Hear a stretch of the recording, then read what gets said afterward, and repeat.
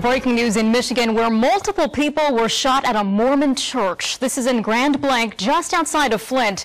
The Grand Blanc Township Police Department says the shooter is down. There is no threat to the public at this time. Officers also say the church, which is about 50 miles north of Detroit, is on fire.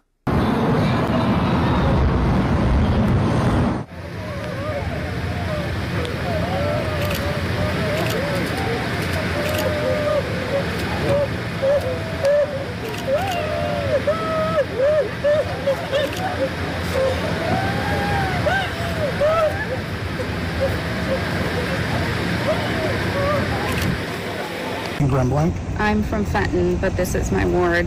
Okay, and this is the church you go to? Correct. And why weren't you there this morning? I had to work. Okay. So, what have you heard? What are your reactions to what's happened?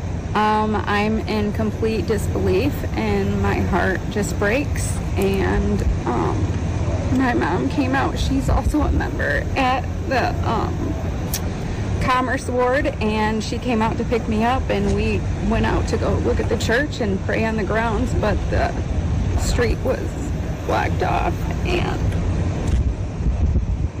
my daughter was just baptized there, so it's hard. What made you want to come here to the theater where everybody's kind of gathered? Because they're family.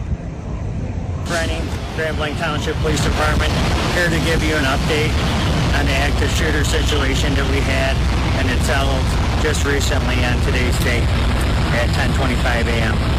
So I want to give the community just a brief update. There has been one more fatality due to gunshots. That person had died at a local hospital. As far as reunification, if you're wondering how to reunify with your family member, I want to provide you with a phone number. That phone number is 248-705-7352.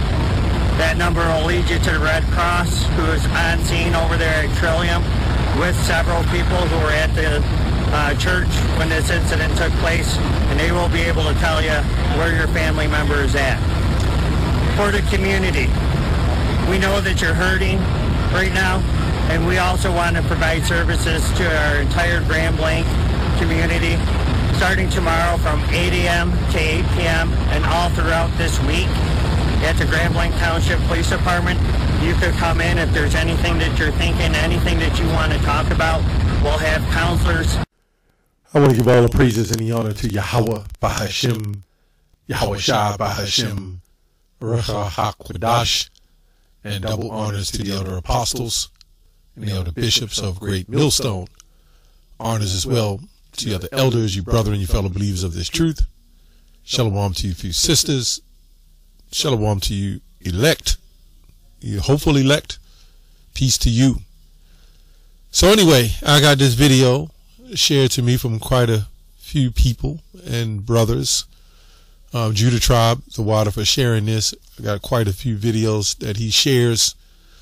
And sometimes I don't get to go into them because of other things. But I want to go into this because the recent incident that we had as a camp with the Christian that attacked us. And the other brother brought it out that maybe the rapture didn't come through, so people are bugging out because they've lost faith, right? Well, they never had it. I mean, well, they had some sort of faith. They had wrongful faith, I guess you want to say that. They were believing in the wrong thing. So, if this happened in the Hebrew Israelite community, the Christians, they would never let up. I mean, it would go on weeks, week in, week out.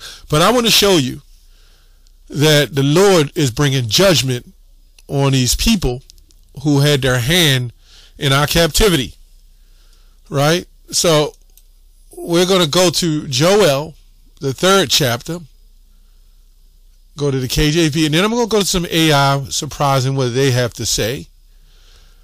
Joel 3, AI always try to clean stuff up, It doesn't know any better. It's what it's programmed to do. But we implant viruses and it makes them think. But it's something I said to the AI, and he even cornered up, or let me say AI cornered up, he, she, whatever, the being. Anyway, It says, for behold, in those days, in that time, when I shall bring again the captivity of Judah and Jerusalem, I will also gather all nations and will bring them down in the valley of Yahweh's judgment. And it says here, Jehoshaphat, and plead with them there for my people and my heritage Israel, who ye have scattered among the nations and parted my land. And they have cast lots for my people, and given a boy for a harlot, and sold a girl for wine that they might drink. Yea, and what ye have to do with me, O Tyre and Zidon, and all the coasts of Palestine, will you render me a recompense? And if you recompense me swiftly and speedily, will I return your recompense upon your own head? Because ye have taken my silver and my gold, and carry them to your in your temples, my goodly pleasant things. Right? You got all what this man has done to us is totally destroyed us. We're the only people on the planet that have that many religions. We even had a Mormon, a so-called black Mormon, come up to us and debate us, arguing. And half the things that's in that book is not even in the Bible. You see what I'm saying? That's why Deuteronomy 28:64 says you shall be scattered and serve other gods. The children of Judah and children of Jerusalem have ye sold to the Grecians, that ye might remove them far from their border. This is why we all messed up as a nation of people, scattered. Behold, I will raise them out of the place whither ye have sold them, and I will return your recompense upon your own head. How is that happening? Right? Let's go here. Let me see if I can put up something here. Psalms 7:16. I don't know what this is going to say. I might have to jump to another scripture. His mischief, which means high level of evil, shall return upon his own head, and his violent dealings shall come down upon his own pate. Right? Which, again, this is another thing called hendiadys, where when it says his own head and his own pate is kind of the same thing. That was the force in the Old English. That's why you would see like Isaiah 14 go preach to the Gentiles, raise up the lineage of Jacob, and be a light to the Gentiles, so forth. It's another video. His mischief, trouble, labor, toil upon his own head, upon his own pate. It says head crown. Right? So what you see is I'm just quoting some scriptures. Isaiah 14, when it talks about his excellency, what do they call that? It's another word that they call it. I can't remember. It escapes me. It'll probably come back. But the root word for it was his excellency. You know, shall be brought low. I think it's Isaiah 14:11. Right? And it talks about the worm spread under thee, and so forth and so on. I'll get it in a second, Lord's will. If I don't, you know, this is what it is. Isaiah 14:11. Basically the head. So everything's, when the scripture says he will be a snare to himself, right? I think it's Isaiah 14. Let me just type in worms spread. I don't even know why it doesn't say it. It should say worm. Isaiah 14:11. The pomp. That's the word I'm looking for. His pomp, which goes to his excellency. The pomp is brought down to the grave, and the noise of thy vials. The worms are spread under thee, and the worms cover thee. This is going into the infrastructure. This is going into the church, so-called nuclear family, so-called business, your jobs. You can read this in Ecclesiastes. When they talk about the daughters of music shall be brought low, you're seeing a shift right now, and everything is changing. They're sending agents to the camps to fight. They're losing their mind. They're losing control, right? And that's why we have to stand firm. So this is what I decided to do. I decided to go to AI. I asked a question about the interpretation I read in the Book of Mormons, which I remember 2 Nephi, the 5th chapter, Nephi, right? 2 Nephi. And it said, if you behold their heart and their hearts, let me see here. I asked, I can't see it now. Well, I asked him a question about the book of Nephi, about being cursed black. So this is what AI said. Well, this is what I said. I went and answered the question. Let me go read it so you can see what I'm reading. This is 2 Nephi, the 5th chapter. And he's talking about the Lamanites, after Laman, which I don't even think is in the Bible. But when I did further research, it was talking about us, right? That's what I've heard. It says, and he had caused the cursing to come upon them, yea, even a sore cursing, because of their iniquity. For behold, they had hardened their hearts, and against him, that they had become like unto flint, right? Wherefore, as they were white, right, and exceedingly fair, and delightsome, that they might not be enticed unto my people the Lord, right? God did cause a skin of blackness to come upon them. That's what it says. But if we go into AI, right? If we go into AI, let me see if we can go here. I'm going to go to Google AI. Let's see what it says. What I'm going to type in. Does the Book of Mormon in 2nd Nephi says blacks was cursed black. Now we just saying black because we don't really like using that word. It doesn't say it in here. Somehow Google ignored it. Now when I went to the other Google, not the other Google, this is the AI I like to use, it erased the original question. And I said, this interpretation I read, and it says, yea, even a sore cursing because their iniquity, for behold, they have hardened their hearts and such. Because before it said, it's a mistranslation. What would it say? People see it wrong. It's not what you think it is. This is what AI was saying. So I copied the translation, and this is what it says. I appreciate you sharing this text with me, but I should clarify something important. I am Claude. I like Claude. Claude breaks it down normally and helps you with stuff. An AI assistant created by Anthropic to help harmless and innocent, right? Harmless and honest. This appeared to be a passage from the Book of Mormon, 2nd Nephi. If I'm recognizing it correctly, I'm happy to discuss religious texts and their interpretations in a respectful, educational way you like. However, I want to acknowledge that the particular passage has been a source of significant pain and has been used historically to justify racism and discrimination. And I want to say that, let me just ask this while I'm here. It seems the Bible, right, was used in the same way. Let's see what it says. This is my first time asking this. I am very curious to see what AI assistant has to say. It says, waiting for it to populate. I guess they're thinking pretty hard. This AI never takes this long. Okay, you're absolutely right. That the Bible was also been misused throughout history to justify slavery, racism, segregation, colonialism, gender discrimination, violence, and so forth and so on. You get the point. But who's behind this wielding this, right? Who's wielding this?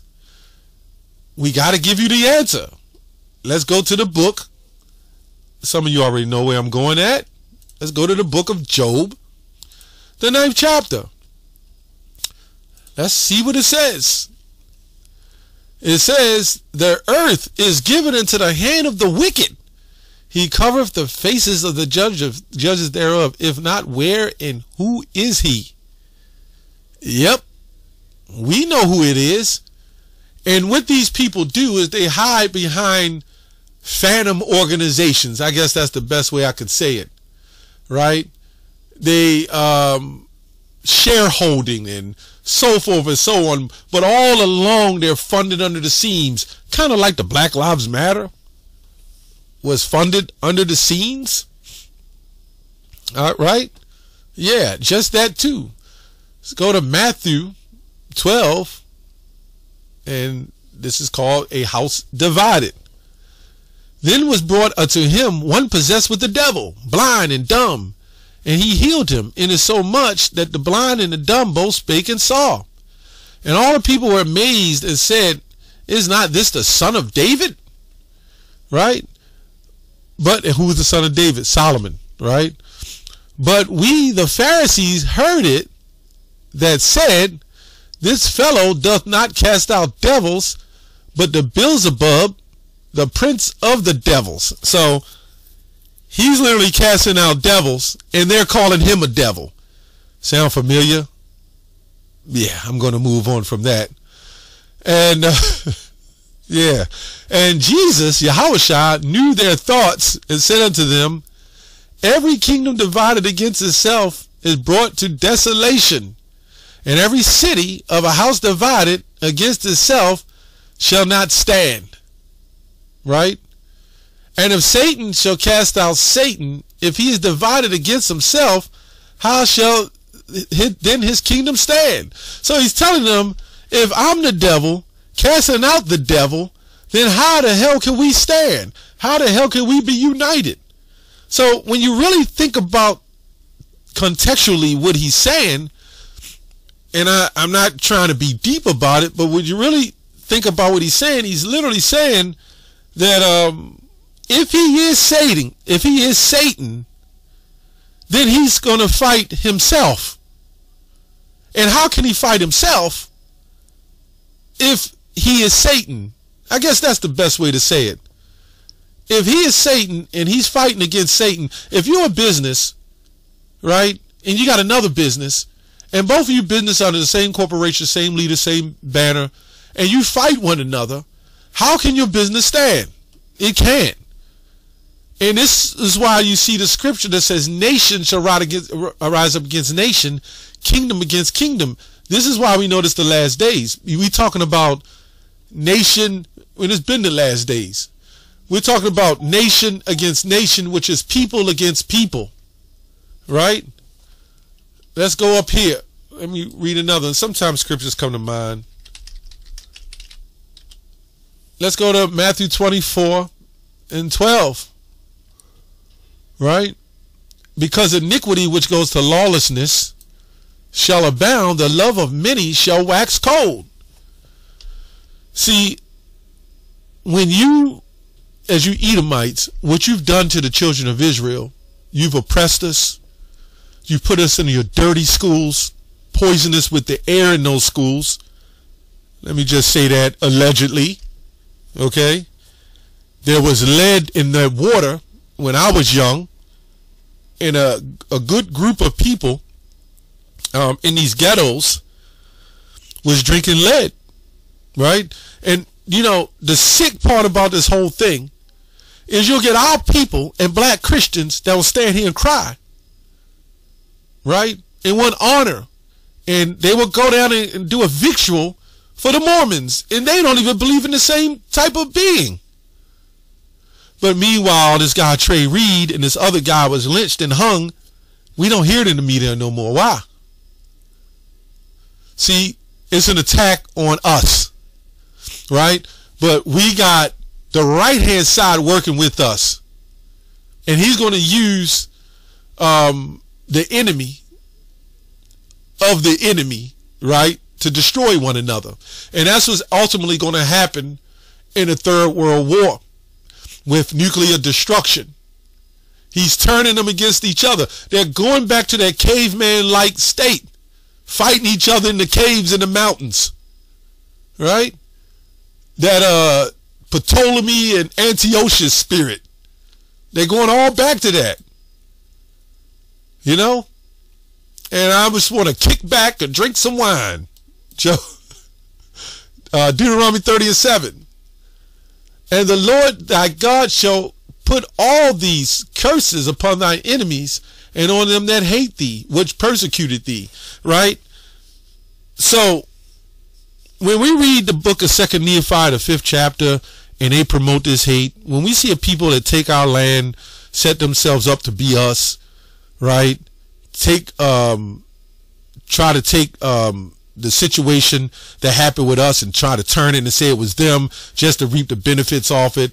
Meanwhile, the benefits they reap and the stuff that they own, we're still in the ghettos, right? We're still in the ghettos. We have other nations coming in, cooking our food, giving us poison, MSG, salt, sugar. They don't even give us the real salt or the real sugar, right?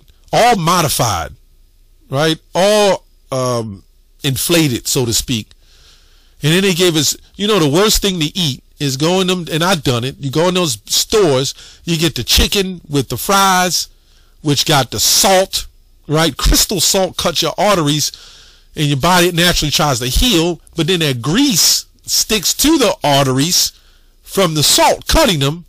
And then to top it off, the sugar that they give you in them half and half teas is there to drop your immune system and destroy your immune system to make the other stuff fight against you. And they did it like a form of poison and flavor. And you look at our people now, their ankles are swollen. They can't stand up and walk and push a cart, right? If not that, they promote the rap and the weed and the guns and the shooting, infertility, everything that's happened to us. You Edomites in this system, you have a lot to pay for, and you will. That's why Jeremiah 30:16 says, all they that devoured thee, were we not devoured? And then all the other nations help devour us, shall be devoured, and every one of them shall go into captivity. Anyway, that's all I have on that. Shalom.